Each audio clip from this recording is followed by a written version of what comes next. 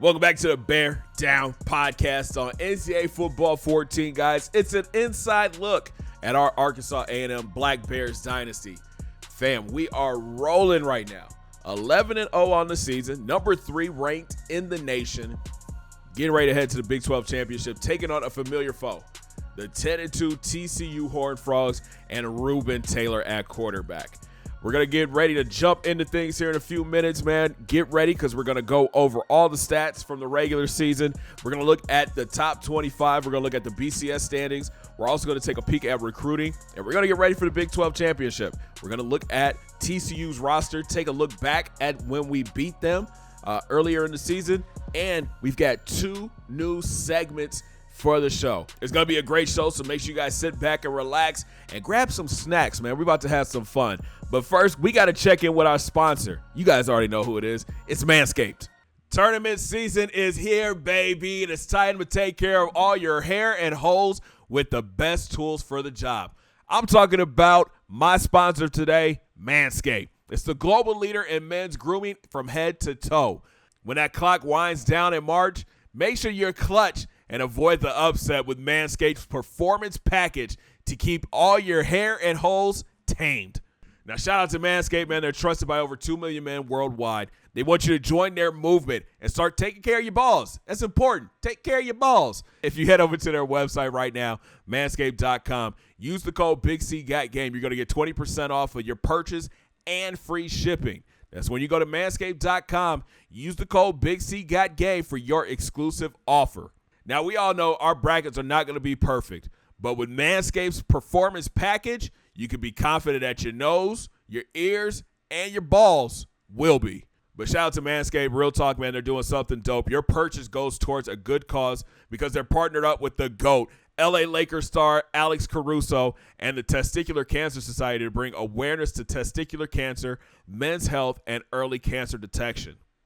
Manscaped is committed to raising awareness for the most common form of cancer in men aged 15 to 35 and giving support for fighters, survivors, and families impacted by testicular cancer as part of their We Save Balls initiative. So head over to their website, manscaped.com, use the code BIGCGOTGAME. You get 20% off plus free shipping. So thank you, Manscaped, for making our holes look sexy during the dance.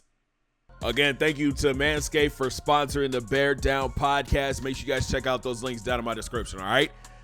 To say that the end of this regular season was just a cakewalk might be an understatement. We dominated, guys. Iowa State didn't stand a chance. It was 49-17. Kansas State put up a great fight. We ended up winning that one 56-35. And then for senior night, we just ran through Kansas 56-20.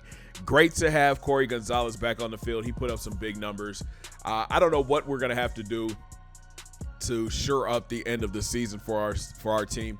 I kind of get nervous when we get into like the BCS, like later in the season, and we're trying to fight for a national championship, and we're taking on teams that are 4-8, 7 or 6-5, or you know what I mean, stuff like that. It makes me nervous. Like I really was hoping that the Big 12 would have been a game changer for us.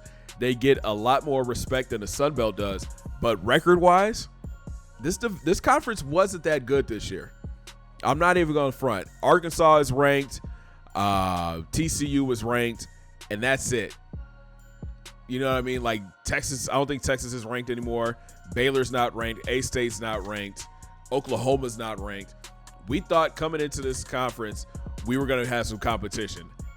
We have a chance to go back-to-back in Big 12 championships in our first 2 years in the conference. And here's a look at the conference standings.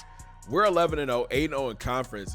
Arkansas, who's in our same division, their only loss in the conference was to us. TCU, they finished 6-2. Then you've got Texas at 7-5. They were 5-3 in conference. A-State 7-5, 5-3 in conference. Kansas is 4-4. Oklahoma, down year for Oklahoma, 4-4. Baylor's 3-5. And then it just drops off. K-State 2-6. Oklahoma State 2-6. Iowa State 1-7. And then you got Texas Tech 1-7. So, you know, we are, I don't want to say it's top heavy because honestly, there's only 3 teams ranked in this entire conference. When we came in, Texas was ranked, Baylor was ranked, Oklahoma was ranked, And now it's like we come in and everything just changes. But honestly, it kind of just shows our domination so far. This year was kind of a up in the air type of season for us. We lost a lot of senior leadership at the end of last year, and we relied on a freshman quarterback to step in and take the helm, and he's done a great job. He finished the regular season with 2,742 yards, 23 touchdowns, with only 6 interceptions. Craig has played great football. Coming back from an injury a couple weeks ago, he's shown that he does not turn the ball over. He can get outside the pocket. He's throwing dots. He's throwing receivers open. He's just a great quarterback for the system we like to run. I don't know about you guys, but it felt so good to have Corey Gonzalez back on the field this week. He is still fighting a nagging injury, but last week he went crazy. He's finished the regular season with 166 carries for 1,160 yards and 19 touchdowns on the year. We're going to ride his back to the national championship, hopefully. Pause. But he's got to carry the load. I love Ira Harris. I think, next season he's going to have to step up and take a bigger role in this offense. But this is Corey's team. Ira finished the season with 137 carries, 1,080 yards, and 20 touchdowns. I didn't realize he had that many touchdowns, y'all. Ira did his thing. He's a great speed back. Do I think he can carry the load next year? Maybe. His frame is kind of small with 185 pounds, but, he showed while Corey was out that he could be a go-to guy. Craig Washington finished the regular season with 415 yards, 9 touchdowns. And then Fagan came in 166 yards and 5 scores. Our run game is just dominant. I hate that Corey's numbers went down after last season because, he's been putting up stellar numbers all 4 years here at A&M. This is his third lowest total or his second lowest total in his entire career at A&M. He's averaging more yards a carry. He's tied for second for most touchdowns, so he'll break that here going into the Big 12 championship. His longest run is only 40 yards, which is crazy. But after first contact, he's a beast. I feel like we had to rely on him a lot more last season with 333 carries. Like, he really carried the ball a lot. So to get him down at under 200 is great, but honestly, I think he might go over 200 carries by the end of the season. Out wide, Trey Morgan has stepped into that number one receiver role big time. 44 grabs for 702 yards, 5 scores. I know in the comments everybody said, let's get him to 1,000 yards. I mean, he needs, 298 yards to get to 1,000, so that means he needs to get 100 yards per game. I mean, it's doable. I just don't want to force the ball to him too much because that's not really our offense. But I would love to get him to 1,000 yards. I think going into next season, him and Craig can build on their relationship, their timing. They're going to be a scary duo for a couple more years. Then we got Tyler Hill, 39 catches, 525, 8 scores. Been a great weapon for us so far. I was concerned about him starting at tight end for us. He's untested, you know what I mean? And this year he's definitely stepped up in David Jones's absence. Richie Carroll, third on the team with 34 grabs for 659 and 6 scores. Richie has definitely become a downfield threat for us. Then you got Will Johnson, fourth on the team, 33 grabs, 540 and 2 scores. I want to get him the ball more. I really do. I might have to switch him and Richie. I might have to put Richie on the outside and Will Johnson in the slot. Because I feel like with that 6'1", 190 frame, we put him in the slot. We put Richie on the outside with his 6'2", 206 frame. And then you got 6'2", 226. That's a better matchup nightmare for Will Johnson being in the slot. Then we also have Tariq Larson, too, who's just a speedster. 24 grabs for 458 and 3 scores. He's a great weapon downfield. He can go up and snag the rock. We have a lot of good receivers on this team. Dustin Carey, the 3-2. We've got Dustin Carey here. He's playing double duty at corner and wide receiver. 10 grabs for 99 yards, and he got his first touchdown this week. Ira Harris, his numbers are down as a receiver. 8 catches for 24 yards. Donald Thomas, another solid receiver who's going to be looking for time in the next couple of years. 7 grabs for 129 and a score. Fred Foreman, 3 for 98 and a touchdown. And then you got Will Rogers, 2 for 52. I'm hoping that Will, going into next season, he'll have a little bit more time to train as a tight end, can get better at blocking, and we'll be able to use him next year at starting tight end. 6'4", 245. That's a great frame for a tight end. He's fast. He's got great hands, and he can run routes. I'm hoping that the training really helps him out during the offseason. To the defensive side of the ball we go. Kyle Butler leading the team with 50 tackles, 16 TFLs. He also has 6 sacks. I'm just praying that Kyle comes back for his senior year. He can declare early and go to the NFL draft, but I'm hoping that he decides to come back. I think this was a down year for him this year. He's put up double-digit sacks in his first 2 seasons on campus. This year, we're using him more as a spy. He's being double-teamed a lot more too. So I'm hoping he comes back for his senior year and he could just dominate. This kid has the number 1 pick potential. No lie. 87 speed, 92 acceleration, 95 finesse move, 85 blocking. He comes back for his senior year. He's going to be close to a 99 overall. Sean Brown, his junior year, 45 tackles on the year. He also has 3 interceptions. We got Brian Jones at middle linebacker with 45 tackles, 12 TFLs, and 2 sacks. He's been playing lights out for us on the defensive side of the ball. He's the captain of that defense, putting players in the right position, getting after the ball. Just doing a great job. Mark Lawson with 40 tackles. Nick Ginn with 40 as well. Crazy thing about Nick, next year I'm thinking about moving him to strong safety. Great speed and can tackle.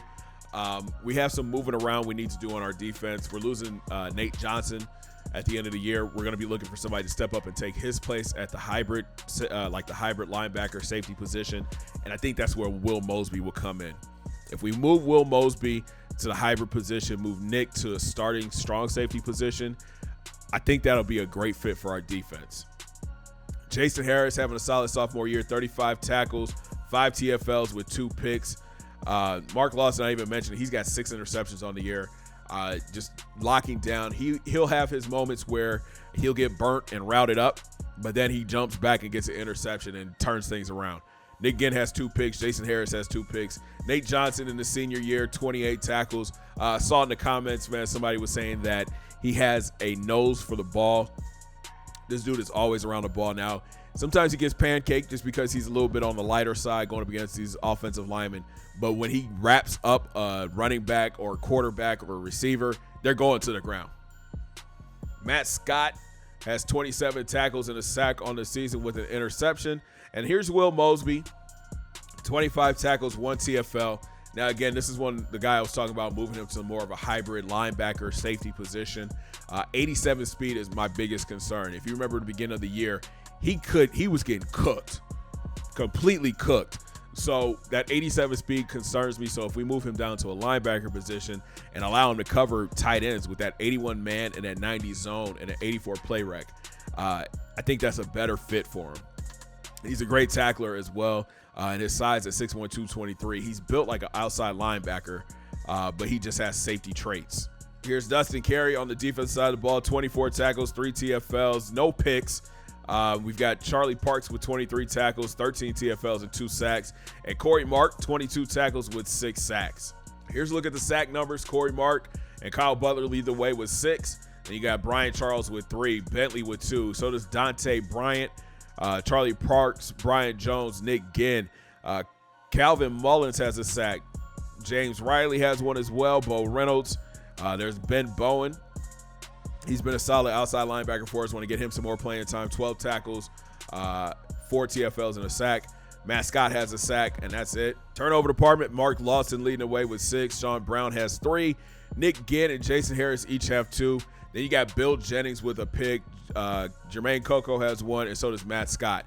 A lot of people in the comments have been asking for Bill Jennings to step up and get more playing time over our guy, Dustin Carey. I'm not against it. I feel like Bill has kind of earned his stripes this past season. He's making plays for us, especially I think it was last week or the Kansas State game. He's doing a great job making tackles. My only concern is man coverage. We play a lot of man coverage, and he's kind of weak in that department. And he's small too, 5'10", 183. He does have great zone coverage ability. We can mess around with it and see. I think I had high hopes for Bill when he came on campus, and now he's finally getting some playing time, and we'll see what he can do. Shout out to Tariq Larson in the return game, 36 returns for 1,063 yards, 29.5 yards per kick return. And in the punt game, 33 returns for 678 and a touchdown. So we do have a new segment in the Bear Down podcast. It's called the Bear Paw Stickers. It's highlighting the players of the week. We're going to give them out to offense, defense, and special teams. This week, we have to give it to him. It's Corey Gonzalez. Welcome back, sir. He went crazy last week, 29 carries for over 200 yards. He had 3 rushing touchdowns. The senior came back, and he came back in a big way. So he gets our first Bear Paw sticker of the season. To the defensive side of the ball, this one was tough because I feel like we've had a lot of great players this past week step up, but none more than Mark Lawson. Like I said, he got routed up a couple times, but at the same time, when we needed that big turnover or that big interception, he was always there. So Mark Lawson gets the defensive Bear Paw sticker. And on special teams, it's got to go to Tariq Larson, setting us up with great field position the past couple weeks on punt returns. Don't think that returners are gonna get the sticker all the time.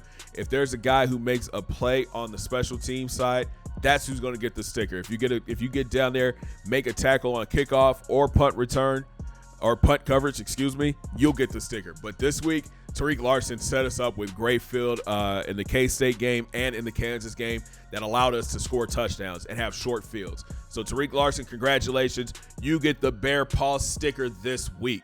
And while we're at it, let's get into our other new segment for the podcast. This is the plays of the week. You guys get to see 3 different games all week, and I'm going to pick the top 5 plays from the week, starting with number 5. 3rd and 13. We empty the backfield, 5 wide. Larson and Foreman in the slot. Oh, Donald Thomas. What a grab. Touchdown, Black Bears. Woo, that was a dot. Number 4. 2nd and goal. Trips right. Move. I'm going to do it myself, Craig. Let's go. Craig Washington to the house. Touchdown, Bears. Y'all don't want to get open. Craig will do it. Number 3. 2nd and 22. 3 wide. Carroll slot left. Going to the air. Got you, Trey. Run the ref over. Touchdown, Bears. 55 yards to the house. Big plays. Trey Morgan, baby. Number 2. All right, 1st and 10. We come out with Twiz left. We bring Ryan in motion to the right. It's a handoff for Harris. Gets to the outside, turns upfield. Come on, Ty. Get that block. Let's go, Ira. Yes, sir. About time. Touchdown, Black Bears. Yes, sir. And here is the best play of the week. Line drive kick. Start left, go right. Get to the outside. There you go. Yep. Come back and get that block there. Ooh, Tariq. Come on, Tariq. Gears, baby. Let's go. Touchdown, Black Bears. Tariq Larson, 82 yards to the crib. Man, I hope you guys enjoyed that as much as I did. It's always fun to go back and look at the big plays that our Black Bears did throughout the week. Now, if you see a play that you think should be deemed play of the week, make sure you drop the time code down in the comments section. That way it's easier for me to pull the plays and I can add it to our collection for next week. Now, talking about next week, that's going to be a big show. It is the bowl game show, and we get to sit down with Arkansas A&M Black Bear head coach Randy Thomas. So make sure you guys drop your questions down in the comments section that you want me to ask Coach Thomas. He told me this week that he's going to be an open book. No question will go unanswered. He wants to hear from you guys. He wants to talk about the Big 12 championship after the game. He wants to talk about the bowl game, and he wants to talk about recruiting as well. So he's an open book, and if you guys have a question for Coach, make sure you drop it down in the comment section. All right, guys, to recruiting we go, and this class is starting to come together, man. I'm excited. I think we left off with Drew White as our last signing at the end of the podcast last week. This week, Marquise Powers from Bakersfield, California, he has declared to A&M. He will be our running back. He comes in as a JUCO junior, 6 foot, 195, a speed back, 3-star prospect. And again, the speed is incredible. 93 speed, 88 agility, 87 acceleration, great elusiveness. He's a decent route runner, great release, but he can't catch. But he is going to be a spectacular player in the return game. Between him and Tariq Larson, we should be very dangerous in the return game next season. We add more depth to the offensive line. This is Mike Sowell from Helena, Alabama, 6'1", 296, 3-star prospect, the number 52 tackle in this class. A little undersized for me at tackle, so he might be playing across the entire offensive line. Great pass blocker, run blocking is solid. We got to work on his impact block and his strength. He's going to have time to sit and watch. We'll probably put the red shirt on him because we're going to be deep on the offensive line going into next season with all the guys that we just signed this year. So he'll have some time to sit and kind of grow into the position. But like I said, I could see him playing on the interior line, especially at 6'1", 296. To the top of the board we go. The battle continues for outside linebacker David Sims, 6'3", 246 from Russellville, Arkansas, the number 3 outside linebacker in this class. Nebraska, he must have had a great visit to Nebraska last week. Oh, we can't see the visits anymore. But he has Nebraska as his number 1 team. I'm excited that this battle is going into the offseason because I'll be able to put a lot more points into him. This kid is going to be something special. I think that, he's going to be pushing for playing time his freshman year. He might be splitting time with Ben Bowen or Chris Johnson. 85 speed, great zone and man coverage. This is the kind of linebacker I look for because I can man him up on a tight end and he'll be able to stay with the tight end in coverage. Another outside linebacker we've got our eye on is Ian Merriman, JUCO junior from Michigan, 6'5", 217, 3-star prospect. And again, he's another one of those outside linebackers that I really like. The speed really isn't there, but he is a tackling machine. 78 tackle, 78 speed, 87 tackle, 85 hit power, great pursuit, great play rec, can get off of blocks. To me, he's more of your prototypical middle linebacker, just undersized though, at 217. He's not a fan because he's not going to get playing time. I honestly think we could redshirt him and let him sit for a year, and maybe next season he could come back and be a starter. I'm thinking about having more of a 3-4 defense going into season 8, I think that is. So he could play middle linebacker with Brian Jones, and those two would be studs. And then there's JUCO transfer Casey Buchanan from Jollyville, Texas, 5'10", 171, the number 115 corner in this class, a 3-star prospect. And this dude, 95 speed. He reminds me of Bill Jennings. Him and Bill Jennings are a lot alike. Again, I love having depth at the corner position. We run a lot of 5 corners in the corner defense when we're playing against pass-heavy teams. So having that depth at corner really helps out. I think that this kid could come in and add a lot to an already stacked cornerback room going into next season. Again, he might be a candidate for the red shirt and come back in 2 years or a year and be a starter. So we'll see what happens, but we have a huge lead over Texas State, Nebraska, LSU, and Penn State. Ian Merriman, we have a lead over Bama, Georgia, Notre Dame, and Michigan. So these 3 guys I think are must-gets for our defense, just to kind of shore up going into next season and into a couple years from now. But the problem is going to be where do they fit in playing time wise. It's going to be fun to see. So right now we have a top 25 class, 3 4-star prospects, 9 3-star prospects, and 1 2-star prospect, 13 prospects in all. Again, this year was all about getting offensive line help. We have 1, 2, 3, 4, 5, 6 new offensive linemen that will be on campus next season. And that is a beautiful thing. We had to get depth, and I think a lot of these guys could play multiple positions. I think, Dodd down there, the 2-star JUCO prospect, we can move him to outside. We can put him at a tackle position. We can put Sowell on the inside to play guard. Palmer can play guard or center.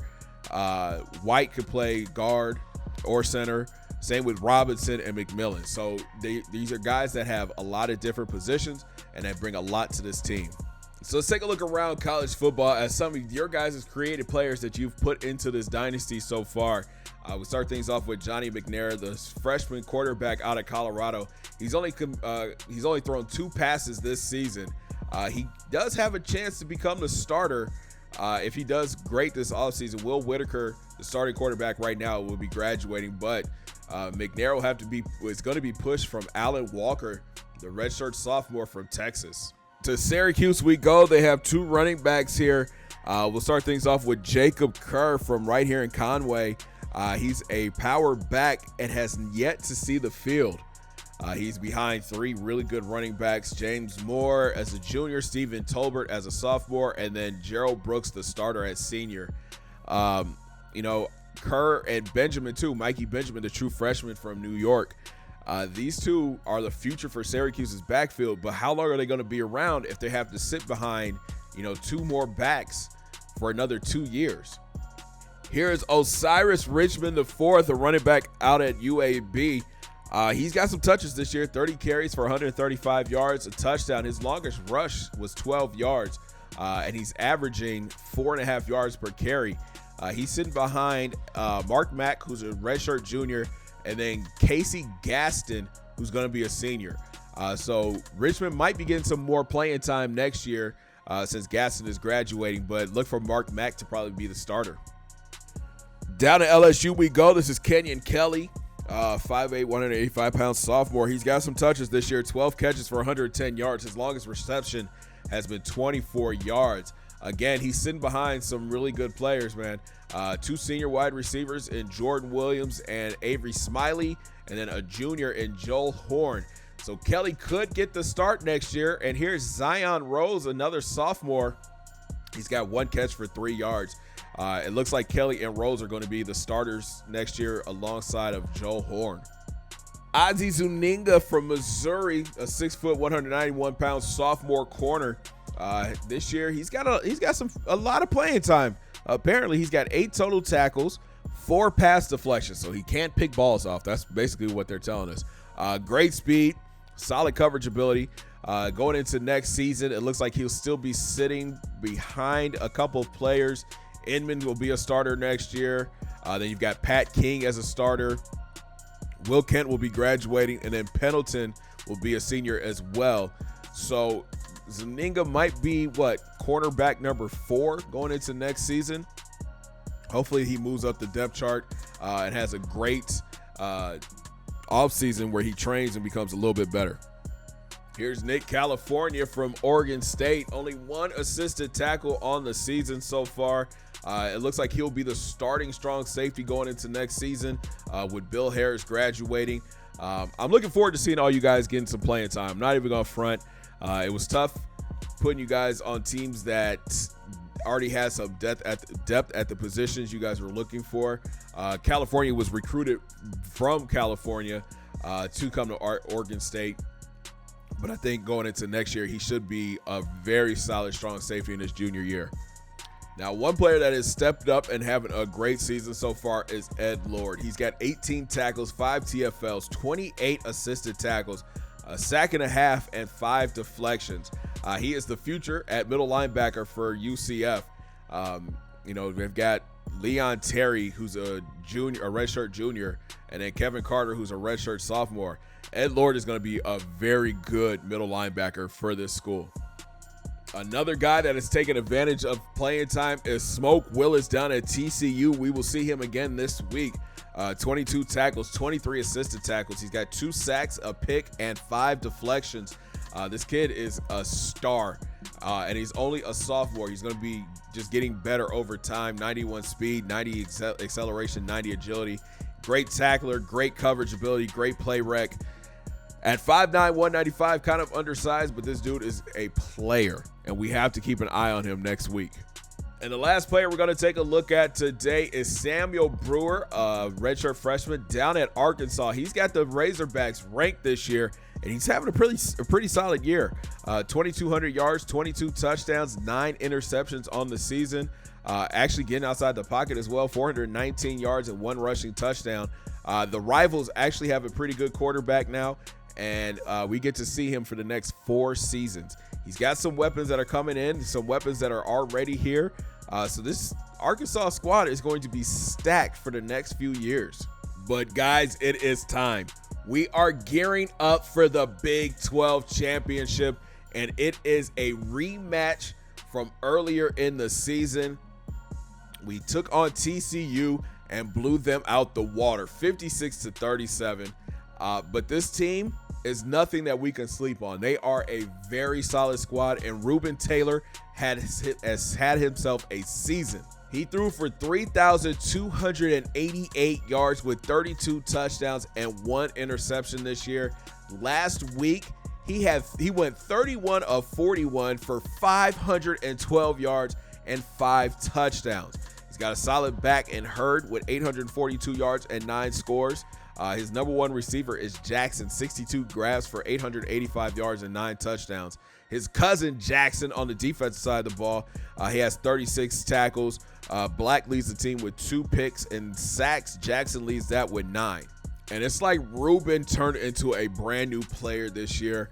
If you look at his numbers, the past 2 seasons actually getting some playing time at TCU, he's going to double his passing yards. Well, not double, but almost double his passing yards from last year. He's got 53 touchdowns in his career and 10 interceptions. Again, just a great pocket passer. Not the strongest arm, but very accurate. Not going to beat you outside the pocket, but can get outside and scramble. We're just going to have to bring some pressure, but it's going to be hard because he has a very solid offensive line in front of him. We were not able to get after the quarterback too much when we played against him. I would love for Kyle Butler just to abuse Scott Daniels at right tackle this week.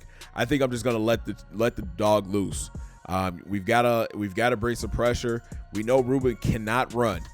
He can scramble a little bit, but he's not going to beat us with his legs. So we've got to be able to cover downfield. We got to be able to take advantage of our defensive line against their offensive line. The TCU does not have the fastest wide receivers. They do run great routes, but their fastest wide receiver is Roosevelt Wiggs, and he doesn't even play. We do have to keep an eye on Chris Jackson, though, and Dante Hartman. I think Hartman was the guy who beat us a lot over the middle at the end of the game, but Luke Peoples is a great wide receiver as well. 94 route running, 91 catching. He's going to be matched up with Mark Lawson for a majority of the game, but Jason Harris, I think, can hang with him as well. For us offensively, we just got to keep doing what we're doing. Run the ball. Corey Gonzalez has to have at least 20 to 25 carries this week. We've got to be able to, dink and dunk our way down the field. If we have any chances to, go deep for big plays, let's take advantage of it. Their secondary is not that good. Their corners are not that good. So Trey Morgan could have a big day, but we do have to look out for Smoke Willis. He's their best player on defense, 85 overall. Chris Wilkerson is solid, but I think that Smoke offers a lot more than what Wilkerson does. And, I think this is another winnable game for us. Are we going to put up 60 points again? I don't know. But we are back healthy, and I think we do have to put on a show because in this BCS standings that we're about to take a look at, we're sitting in 3rd. And Alabama is going to be playing in the SEC championship versus number 5 Georgia. Where we can sneak in is Notre Dame does not have a bowl or a conference championship. Because they're an independent school, they do not have a conference championship to play in. So if we win the Big 12 championship, is that going to be enough to get us into that number 2 spot? Pittsburgh is here. They're 11-1. They take on FSU in the ACC championship. Like I said before, Georgia's taking on Bama. You got LSU sitting at 6, Illinois sitting at 7, Cincy 11-1 this year. They're sitting at 8. Arizona is 9. Florida is rounding out your top 10. Then you got Mississippi State, Indiana. TCU is 13. Arkansas is 14. Washington, SMU, Nebraska, Michigan State, South Alabama, Michigan, Temple, Houston, Air Force, Texas A&M, and Utah rounds out the top 25. But where we're concerned is right here. These three schools. It's been the three of us all season. All season. We have run the table. Is it going to be enough for us to get to the national championship if we win this Big 12 championship? I think so. Hopefully the BCS weighs championships more than they do records. Honestly, I think Notre Dame, they really haven't played anybody. You know, they beat Texas earlier in the year. They beat Purdue, they beat Georgia Tech, and they beat Michigan State. Nobody else on this team, on this, schedule is ranked. Nobody. I think Texas might have came into the season ranked, but, with two ranked teams on your schedule, that's not a good look. We had at least three. We've got five. We're going to have four teams on our schedule that were ranked. So, does that outweigh it? Obviously not, because we're sitting in third place. But I think that if we do win this game, if we go handle business against TCU, we're in the national championship. I don't know about you guys, but I'm excited for this. I want to hear what you think. Is it going to be enough for us to get there to the Natty if we win this Big 12 championship? We can also look at this too. What if Bama loses? They've been dominating all year just as well. Their closest game was Florida, 24-21. Everything else has been a blowout. Auburn was close, 30-23. This is going to be a good game. They beat Georgia at the beginning of the year, 30-6. Wow. And Georgia has two losses. They lost to Bama and they lost to Florida. The SEC is no joke. But I think if we win, we're in. It's going to be hard for them not to put us in this game. So get ready, fam. It's a big game. The Big 12 championship. Number 12 TCU getting ready to take on number 3 Arkansas A&M. This has potential to be game of the week. Ruben Taylor looking to spoil our national championship hopes. And we're looking to get there for the first time in school history. It should be a good one, man. If you guys are excited and enjoyed this video, make sure you smash that thumbs up button. Subscribe if you're brand new.